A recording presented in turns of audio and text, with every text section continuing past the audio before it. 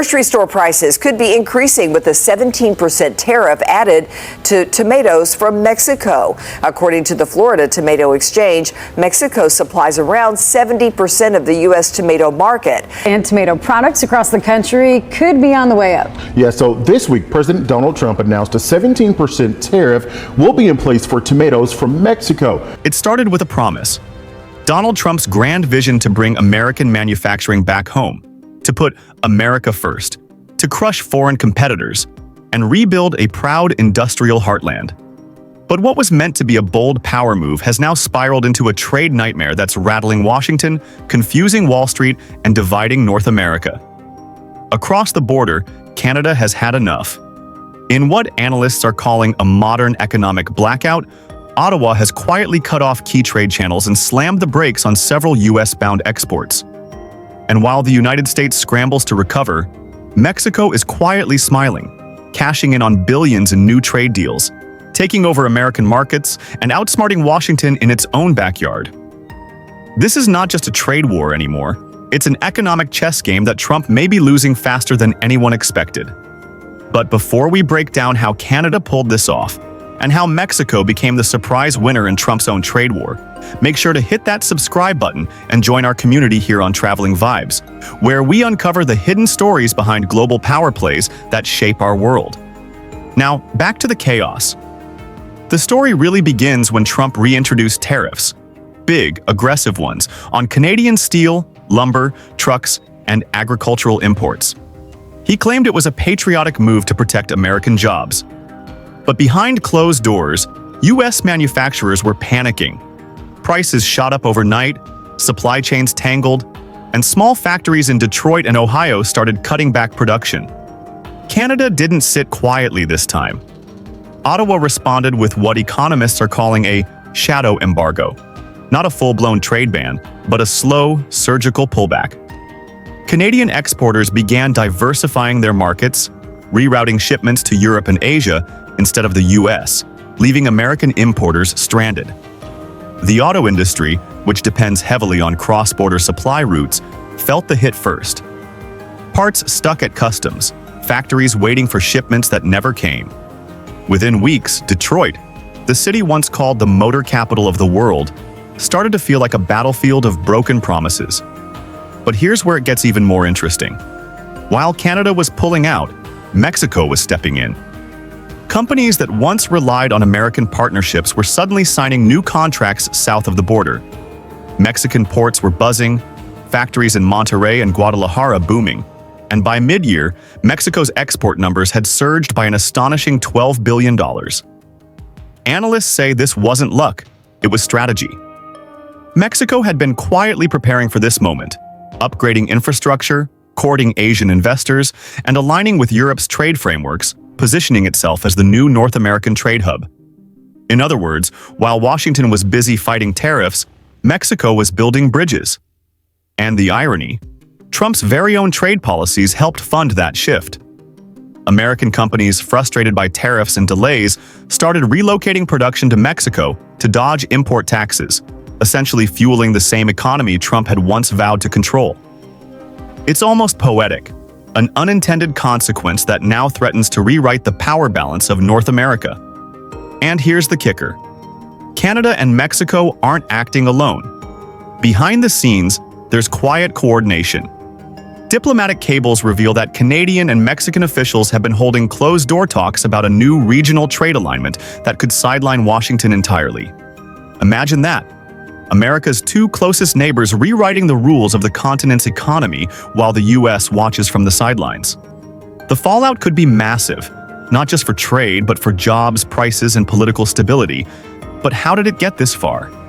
How did a strategy meant to protect American workers turn into a nightmare that's isolating the U.S. economy? Stick around, because what happens next may shock even Trump's staunchest supporters. As the trade storm deepened, the cracks in America's economic foundation began to widen, revealing something far more serious than political posturing or tariff drama. It wasn't just about steel or trucks anymore, it was about trust. The trust that once held the North American supply chain together like a living organism. For decades, the United States, Canada, and Mexico had operated like a synchronized engine. each gear supporting the other, moving products, technology, and billions of dollars in a rhythm that fueled prosperity across the continent. But now that rhythm was breaking down. Canadian farmers who once depended on U.S. buyers were burning through emergency savings exporters, rerouted shipments through Vancouver instead of Detroit, and truck drivers in the Midwest found themselves idling for days at warehouses that once ran non-stop.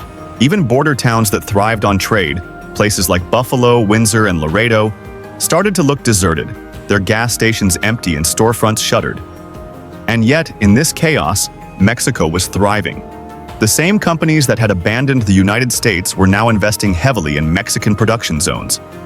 American automakers quietly signed new deals with Mexican suppliers. Electronics manufacturers relocated assembly plants south of the Rio Grande.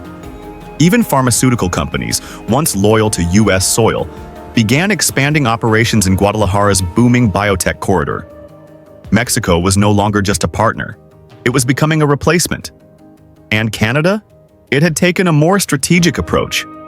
Instead of open confrontation, Ottawa launched what insiders describe as a silent reset. Behind polished diplomacy, Canadian officials began prioritizing European and Asian contracts, securing long-term deals with Germany, South Korea, and even India, creating an economic safety net that bypassed Washington entirely. Canada's export volumes to non-US markets hit record highs, while American importers struggled to find affordable alternatives. But the real panic started when Canadian energy shipments, crude oil, uranium, and critical minerals, began facing delays that mysteriously aligned with tariff announcements from the White House. Energy analysts saw the pattern. Every time Trump raised a tariff, Canadian exports slowed. It wasn't coincidence, it was leverage. Canada had finally learned how to fight back without firing a single shot. Meanwhile, inside Washington, Trump's advisors were scrambling to control the narrative. They blamed foreign manipulation, unfair trade practices, and even globalist agendas. But the truth was simpler. America was losing its grip on the one thing it once dominated: influence. Wall Street felt the tremors first. The Dow plunged 800 points in a single day after reports surfaced that two major U.S. auto manufacturers were considering moving their North American headquarters to Mexico City. The media called it economic betrayal, but business leaders called it survival. "If we stay here, we die," one executive said anonymously. "Mexico gives us stability. America gives us tariffs." And that quote went viral overnight. Within days, the narrative shifted. This wasn't just a trade story anymore. It was a story about America's fading power in its own backyard. Even the European Union weighed in, with one diplomat saying, "North America's balance has shifted. Washington no longer calls the tune." That line hit like a thunderclap across cable news. And yet, in the middle of all this chaos, Trump doubled down. Instead of rolling back tariffs, he expanded them, this time targeting Canadian auto parts and agricultural imports worth billions. But that move turned out to be the spark that set off the powder keg. Canada retaliated with lightning precision, imposing a selective freeze on U.S. agricultural exports, a move that hit rural America where it hurt most. Soybean farmers in Iowa, wheat producers in Kansas, and dairy exporters in Wisconsin all felt the burn. Prices collapsed, storage silos overflowed, and the American Farm Bureau called it the most devastating trade collapse in half a century. Yet even as the economic pain grew, Trump's base rallied behind him, convinced that a short-term loss would lead to a long-term win. But Washington insiders knew better. Treasury reports quietly leaked to the press showed a $200 billion shortfall in trade revenue since the tariffs began, while U.S. debt ballooned to record highs. Canada's currency strengthened, Mexico's GDP growth outpaced forecasts, and the U.S. dollar, for the first time in years, faced sustained downward pressure. International investors started looking elsewhere. China and Germany began investing directly in Mexico's infrastructure, turning it into the new industrial hub for North America. Ports like Veracruz and Lázaro Cárdenas expanded at lightning speed, welcoming ships once destined for California's Long Beach. American influence in global trade was evaporating in real time. And then came the bombshell. Leaked documents from the Canadian Ministry of Finance revealed plans for a Northern Economic Alliance, an emerging partnership between Canada, the EU, and Pacific nations. If finalized, it would effectively replace the US in major trade routes across the Northern Hemisphere. Economists warned that such a move could cost America over 500,000 jobs in logistics, manufacturing, and export industries. Yet Washington was too busy playing political chess to notice the checkmate forming on the horizon. And that's where things took a darker turn, because as the economic fallout spread, political divisions at home began to boil over. As weeks turned into months, what began as a policy dispute evolved into a full-blown identity crisis for the United States. For decades, America saw itself as the center of economic gravity, the engine of innovation, the market every nation wanted access to. But now, that confidence was crumbling under the weight of its own tariffs.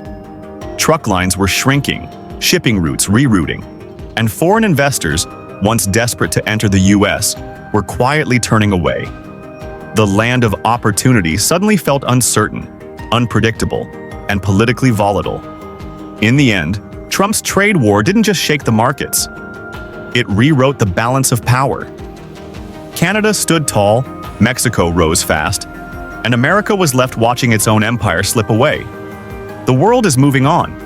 The only question is, can the US catch up? If you want to see where this story goes next, subscribe to Traveling Vibes, because the next chapter of global power is already being written.